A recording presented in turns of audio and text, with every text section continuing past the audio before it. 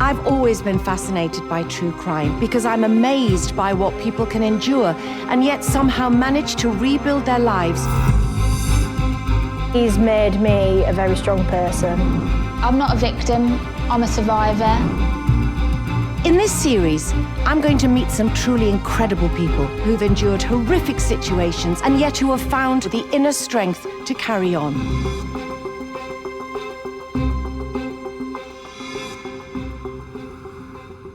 Today, I'm meeting a woman who had her most important and informative years snatched away from her by a malicious and manipulative paedophile gang.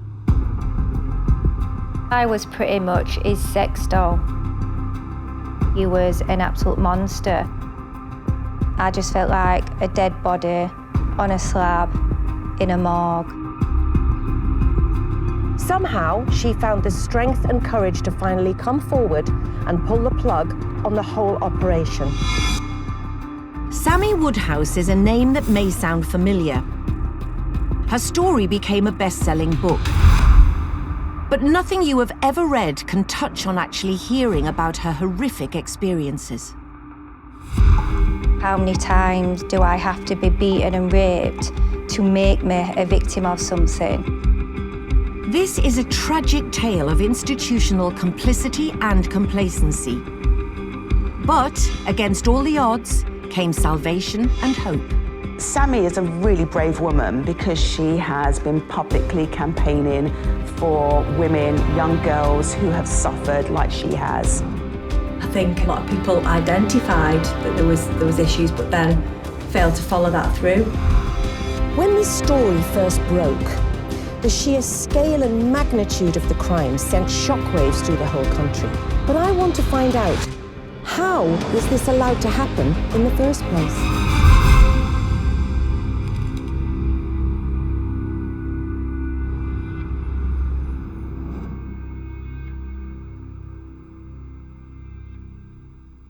Sammy, welcome. It's so lovely to have you here. I am honoured to meet you and I am in awe of your story. But before we unravel it all, can you tell me a little bit about little Sammy? So I grew up in Rotherham, about 2.5 miles from the town centre, and I was just your average, everyday little girl, I suppose. From the age of 4, I started dancing, and that's what my dream was.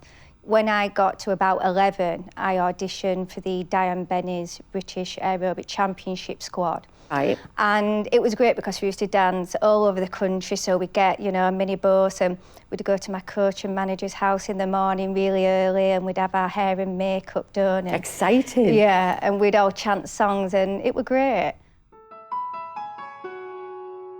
Sammy Woodhouse was becoming an accomplished and successful young dancer. Supported by her loving family, she was having fun with her friends. But unfortunately, the more time she spent dancing, the more her schoolwork began to suffer. At school, my grades started to slip a little bit and, my dad weren't happy about that, so he pulled me from the dance team. I started to develop a little bit of a lip. So, my parents thought by kind of doing that as a punishment would be the best thing. It's a difficult age that though, isn't it, 12 or 13, because you're involved in all these different peer groups and you want to follow the crowd and do what's the in thing. Yeah. And I think there's a natural sort of rebellion happens in young girls, maybe particularly around that time. I think for me, when I stopped dancing, it had a massive effect. It was something I just focused my whole life around. So for that to be stopped and to be taken away, it did affect things. Attempting to distract her, Sammy's mother suggested she should hang out with her friends. There was a particular area where my dad grew up, and it was called St John's Green in Kimberworth Park.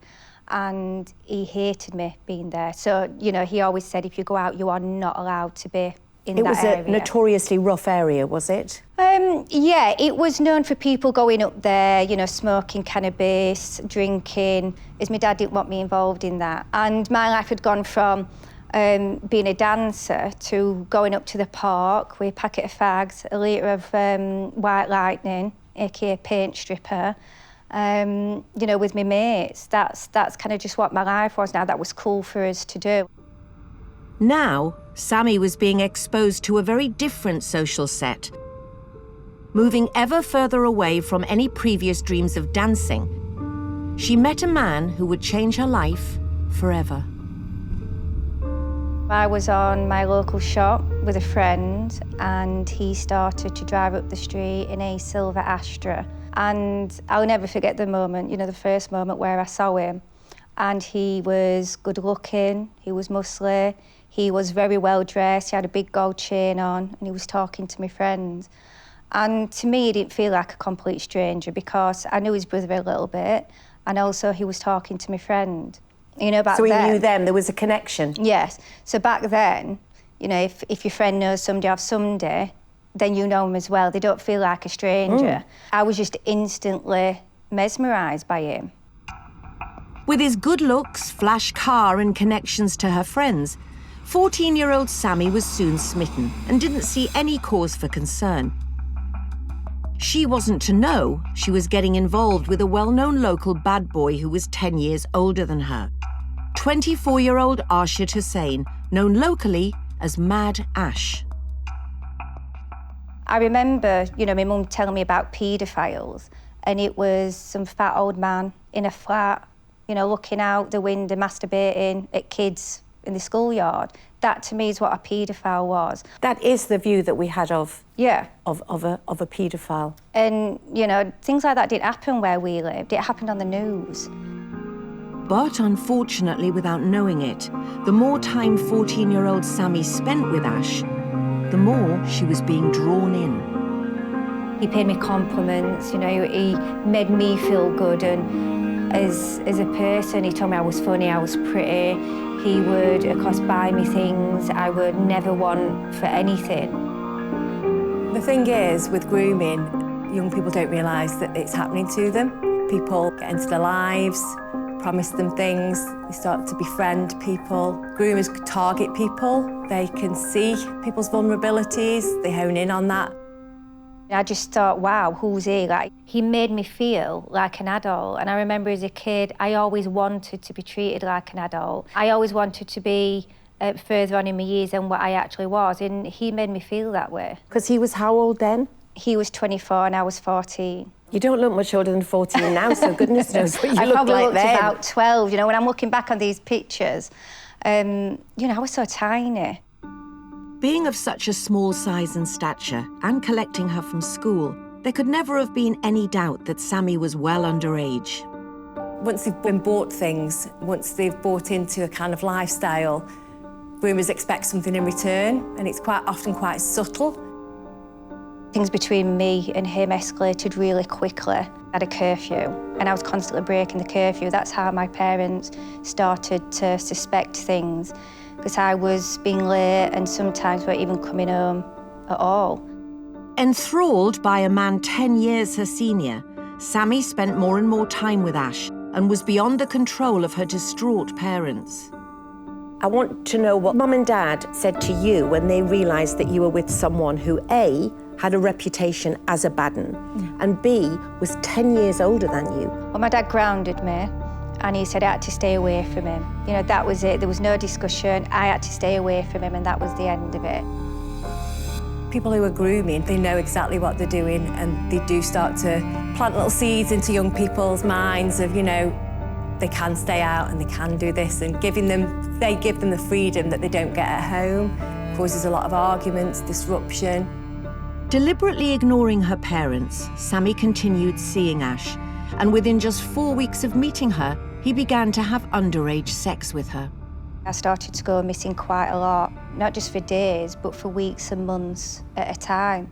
When you say you went missing, were you reported as a missing child? Yeah. By your parents, and where did you go?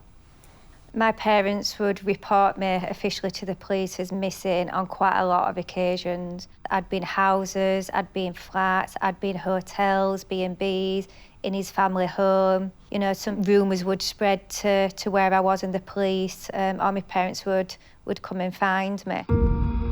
Despite the complaints from her family and the fact that Ash and Sammy were engaged in a criminal sexual relationship, the authorities seemed reluctant to delve any deeper or indeed deal with any aspect of what was clearly happening.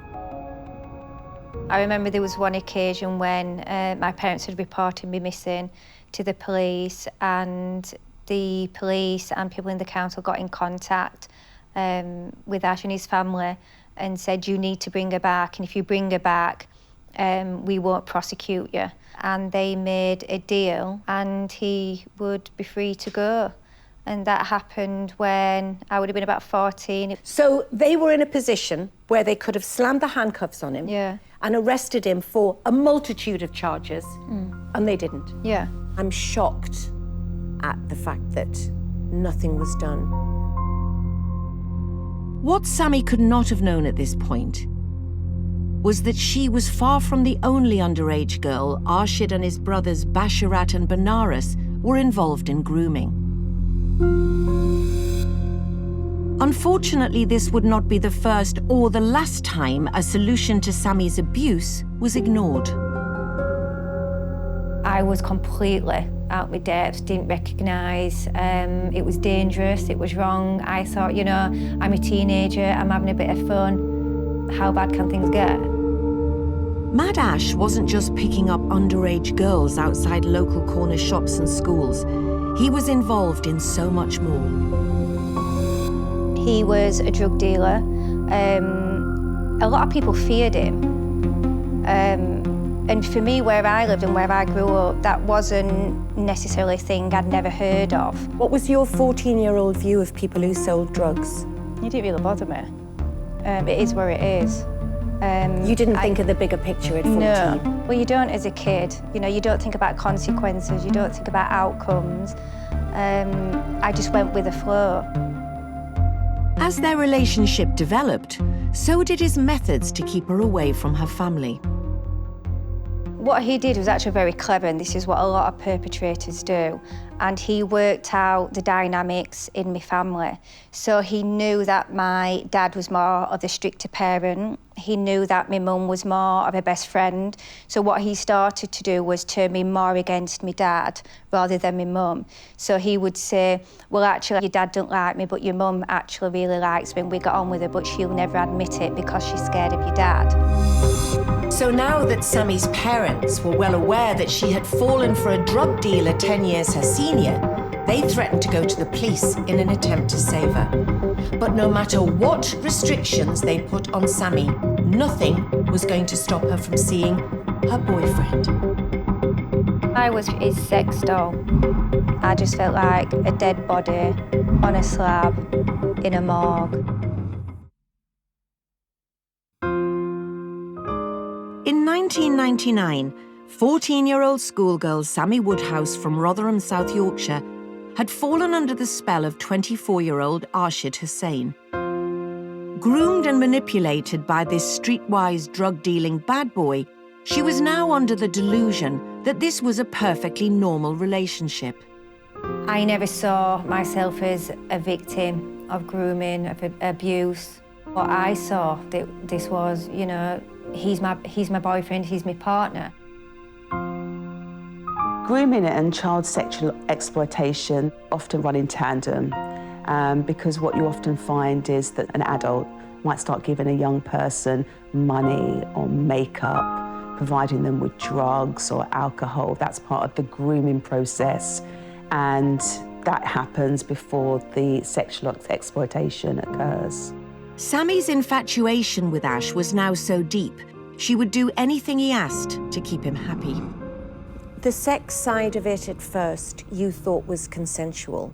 In the beginning, you know, he didn't pin me down and force me. It was something I was doing because, you know, I thought I cared about this person. That's what you do when you're in a relationship. When you want with to please boyfriend, somebody. Yes. I learned about sexual education at school.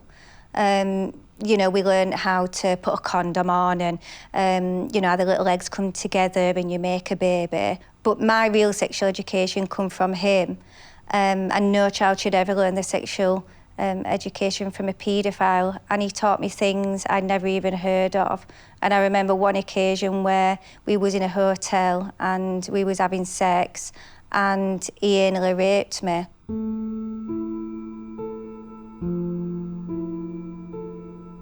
You know, I'm this 14-year-old kid. I didn't even know that was physically possible to do to a person. I was pretty much his sex doll, you know, there to have sex with, you know, whenever he wanted. He would no doubt ever see what he did as rape. Yeah.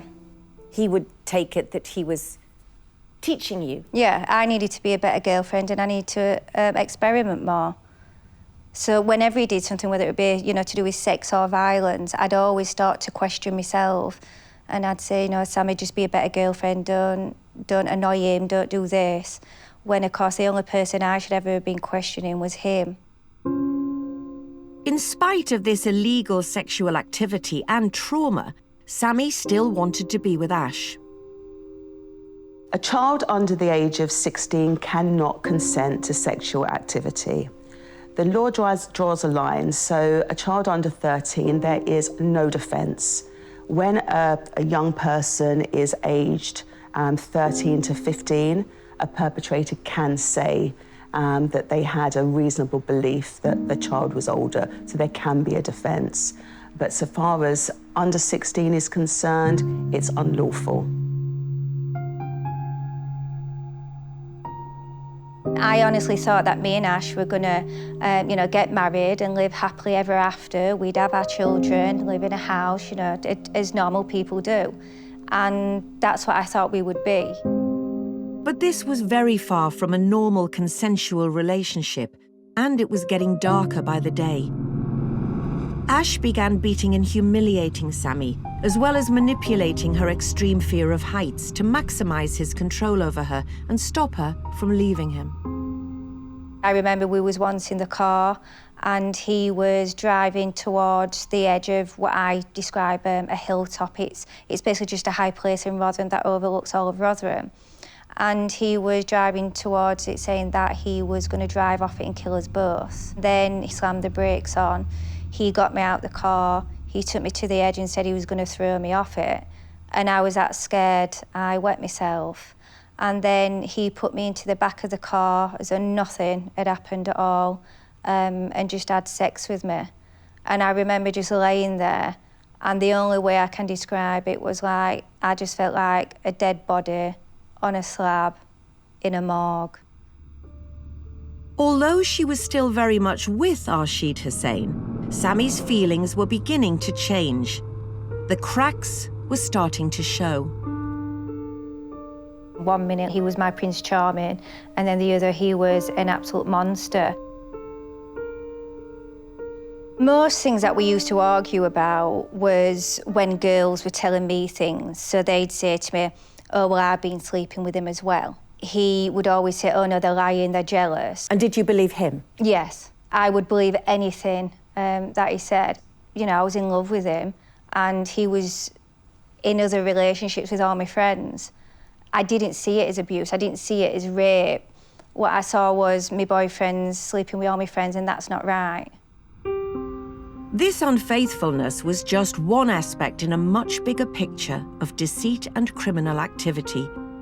With his two brothers, Basharat and Benares, Arshid was a major player in a massive grooming and child exploitation gang, and Sammy and all of her friends were just targeted victims.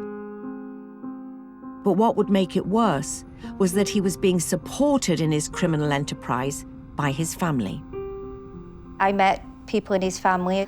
What were they like with you, the people in his family? Because they must have been aware how young you were. Yes, there was. It didn't really make a difference to anyone. You know, he was a man, he was going to do whatever he wanted, when he wanted, and no one was going to tell him any different. How aware do you think that his family were of exactly what type of man Ash was? I think they knew. The men in his family was as violent as he was, and I think the women, they do as they're told.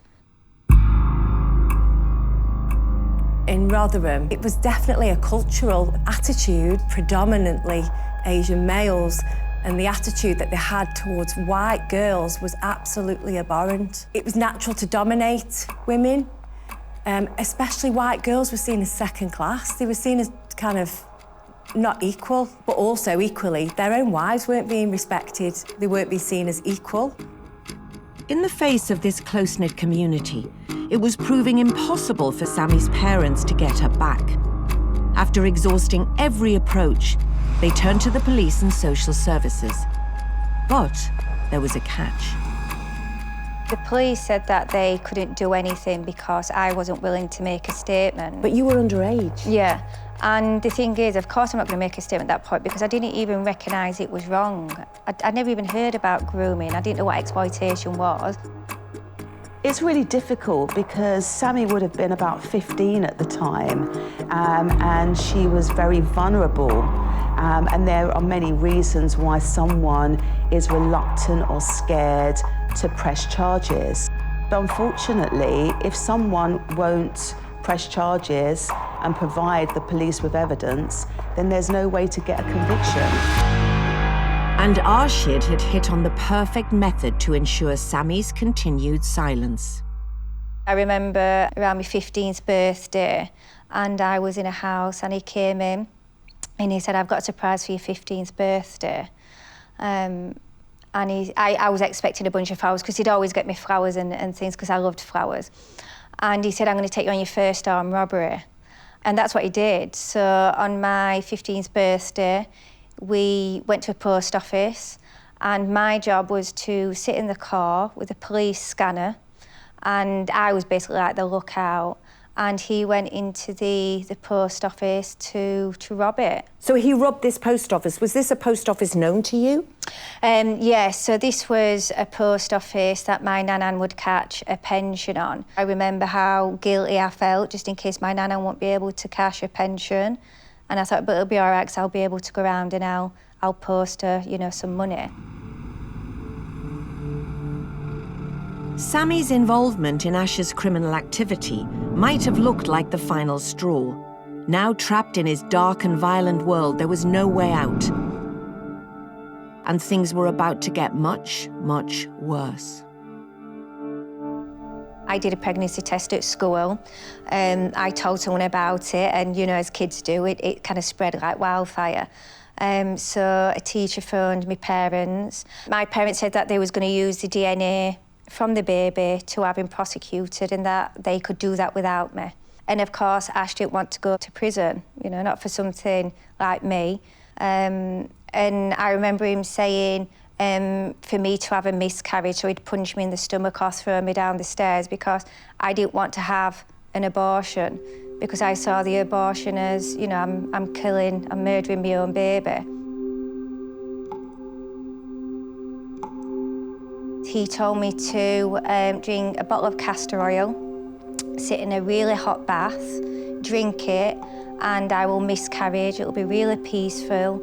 And, you know, everything will go back to normal. And I remember being sat in that bath, and I was crying, you know, hysterically, and all I could think of was, I'm killing my baby. But I knew that I had to do it because I needed for him not to go to prison. Of course, I would do anything to try and protect him, so that's what I did. I did as I was told. But you didn't have a miscarriage? No, I went through with the abortion. I didn't want an abortion, because how I saw it was, I'm about to murder my baby. And I wanted, you know, my baby. This was my baby, and I love the baby. Oh, sorry, I'm not going to be. No.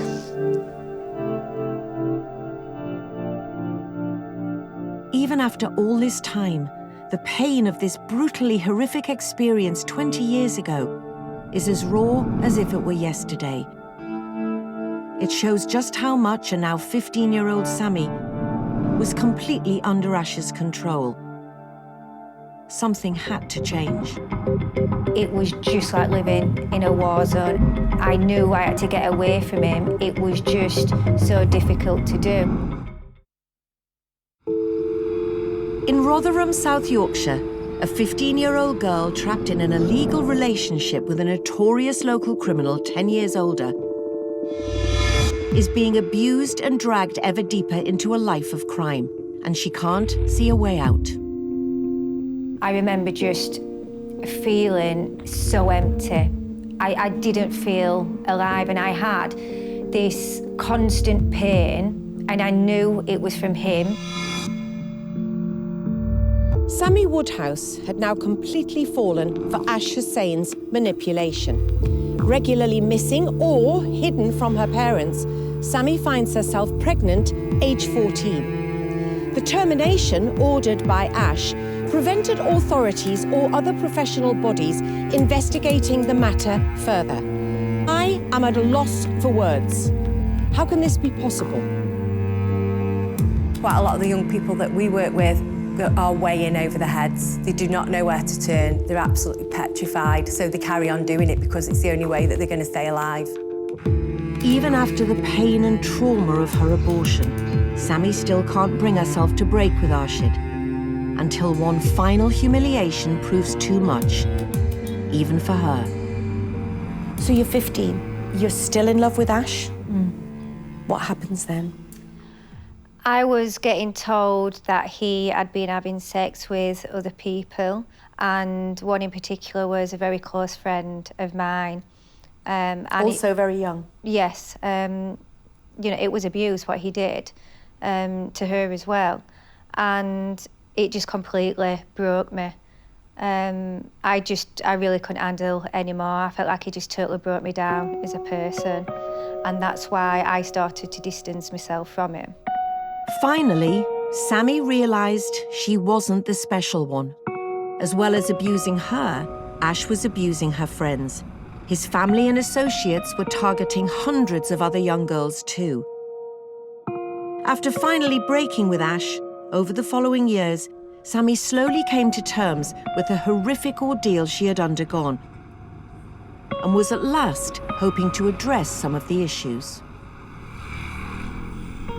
I went on record about him and I was completely ignored. Nothing happened whatsoever. I mean, the law is there to protect children. I was unaware that what you're saying is that that young child has to bring the case forward. That's an absolute nonsense. Yeah.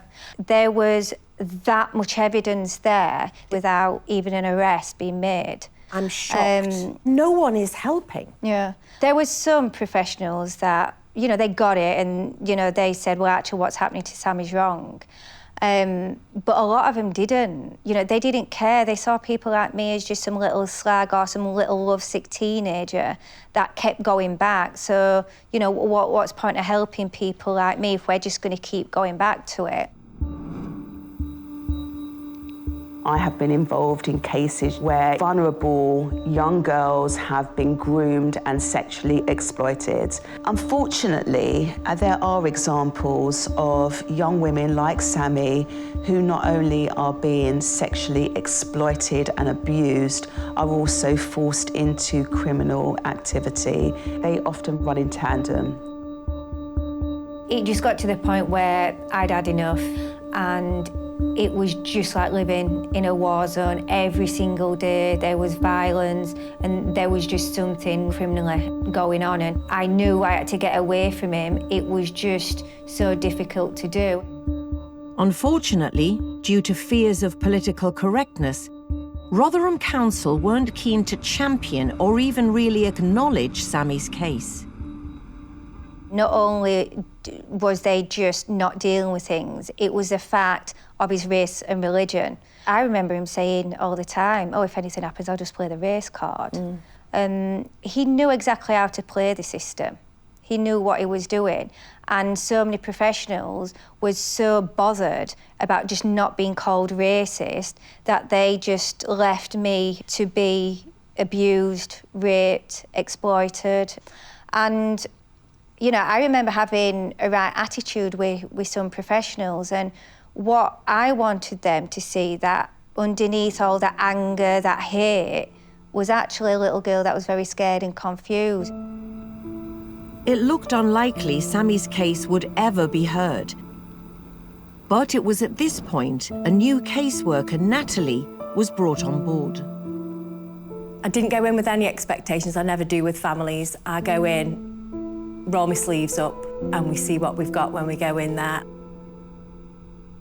I'll never forget meeting you for the first time, because I just thought, oh my God, I don't know if I'm going to be able to keep this person alive. It was just... I was in such a bad way. Yeah, it was quite traumatic, really, to see you. So you answer the door in your dressing gown, you chain smoked, and you drank energy drinks like they were coming out your ears. I did not know what the right thing was for Sammy at that point. All I knew is I was just trying to be as practical as possible. I was just trying to keep her motivated so that she wasn't saying things like, I don't want to be here anymore. Over time, a bond of trust developed between the two women.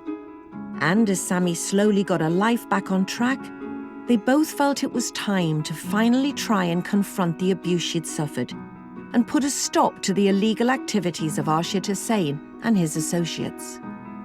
I did realise that it seemed that the things were quick to be brushed under the carpet if it looked like there was going to be a big issue.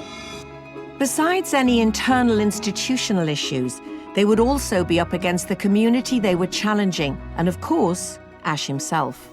He had a lot of people in his back pocket. I saw police do a lot of bad things that they shouldn't do. I saw police officers passing him information on, to give him a heads up. I saw him buy steroids off him. Now, for people like me, I wasn't just going up against Ash, I was going up against the whole system.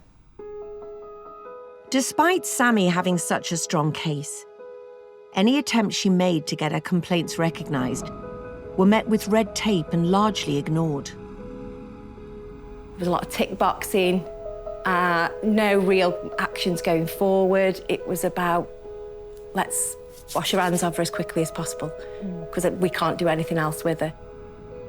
With so much at stake, Nat made a life-changing suggestion.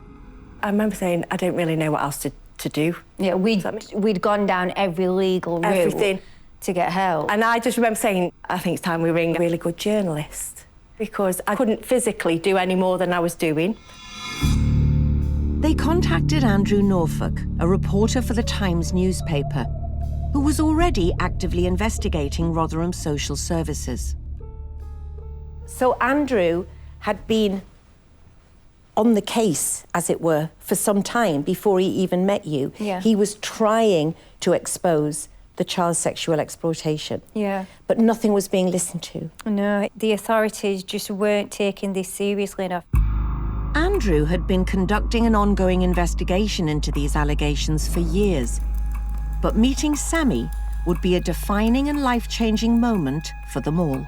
I remember Andrew and me sitting on the sofa, and we'd pretty much done everything for the story, and I said, what do you think is going to happen? And he said, well, you're my last shot at cracking Rotherham. If this don't work, then nothing's going to work. In August 2013, her story was published in the Times newspaper. It publicly named Arshid Hussain and detailed his atrocities, as well as shaming the deputy leader of Rotherham Council for complicity. What was your reaction to the response to the article? I was scared. I was still coming to terms with things. I honestly thought I would be ignored and nothing would happen. I didn't expect anything whatsoever to happen, and it was quite the opposite. The article triggered an unbelievable response. Not just from other victims, it went on to create a national outrage. Thanks to Sammy's courage in blowing the whistle, the end for Arshid Hussain's criminal empire was at last in sight. I was actually really, really shocked and surprised that I was starting to read comments that was, saying really nice things about me, that I was brave, I was strong, and it made me realise just how powerful words was. What was the journey between the story breaking and this case going to court? So when the Times newspaper published my story, that's what opened the criminal investigation. And I came forward, and then other people started to come forward, and it was because, they were seeing things on the news. And I think because other people could see other people coming forward, that kind of made them feel quite supported in that, and they could see the public outcry. As more and more victims came forward, the true scale of Arshid Hussain and his family-run paedophile ring were exposed. I don't think anyone realised just how huge it would just blow up. You know, this isn't just about me. There was a minimum of 1,400 children.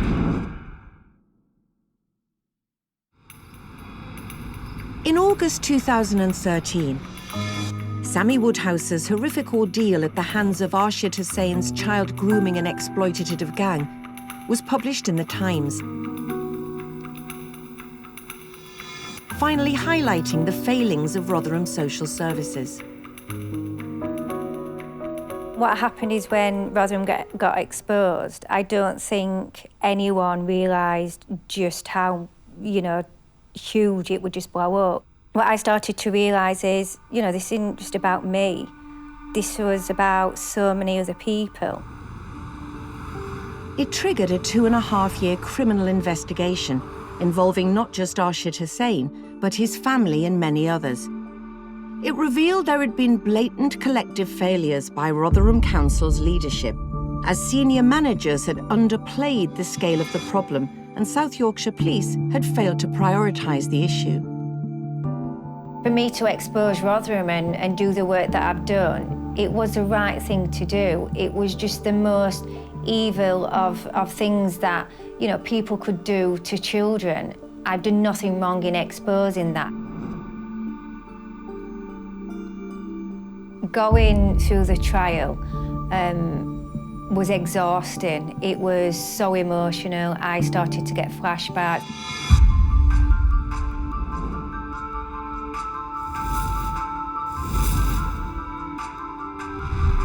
And I just thought, oh God, you know what, stuff it. This is my time. This is the only time I'm going to tell how this really went down. And I was always quite confident about my kids, but of course, you know, there was always that doubt at the back of my mind, thinking, well, what if? You know, just what if I hear the words not guilty?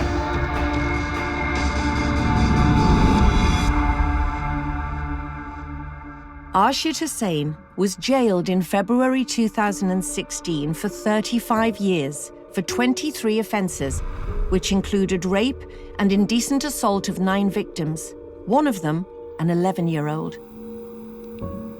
He was sentenced alongside 5 others, including his 2 brothers, for a total of 102 years.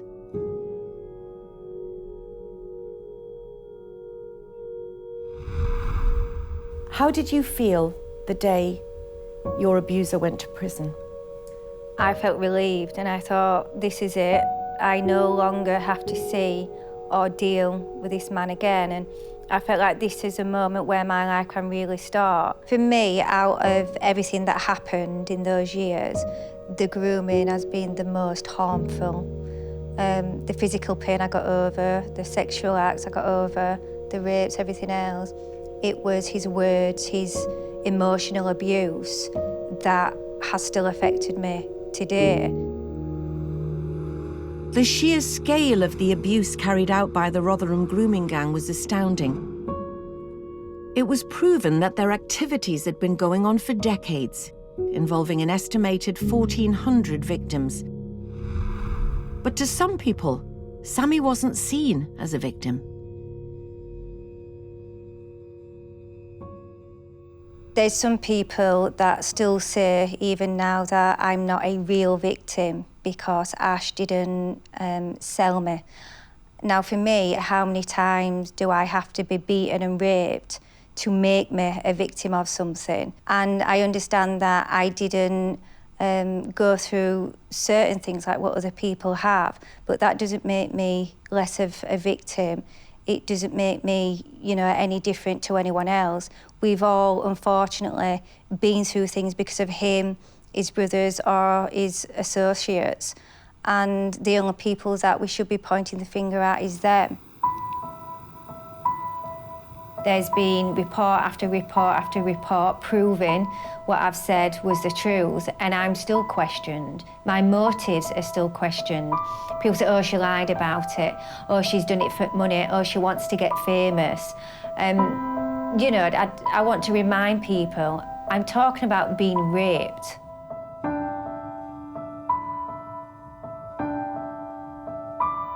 You are indeed a victim, but you are also a survivor by the very fact that you are here I know that you do talks, not only to other survivors, but you do talks for professionals as well, so that they can learn by other people's mistakes. Yeah, and people say to me, God, Sammy, how can you go work with, you know, police and social workers after, you know, how they failed you? And yes, Rotherham agencies did fail me, but not every single professional out there is bad. And if we don't educate and train people properly and put the correct resources in, there's going to be far more Sammys out there than what we'd like. You're amazing. Thank you. There have been so many horrific elements in Sammy's story that after the ordeal of the trial, it would have been easy for her to retreat from public view.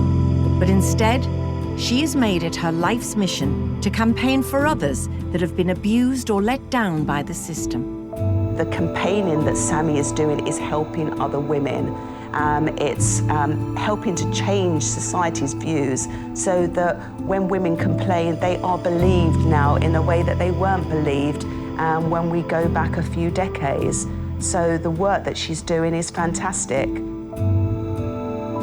It shapes some of the most amazing things for children and young people, and the meetings and the panels and the training programmes that are out there, people talk about child sexual abuse now. People did not talk about it. It was something that was really taboo, especially grooming. People didn't want to talk about grooming. So I think we've come a long way from that, which makes me proud.